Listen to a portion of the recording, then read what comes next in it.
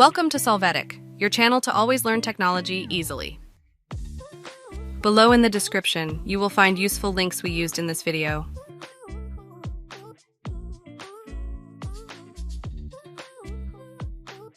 Today in Solvetic, we will see how to change table size word. We will start by opening the Word document. Doing so selects all cells in the table.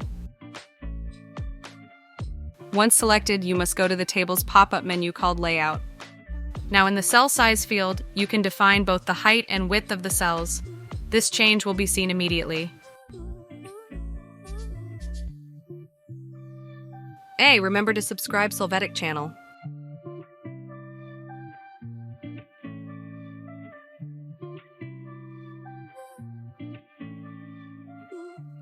We hope it has been helpful for you.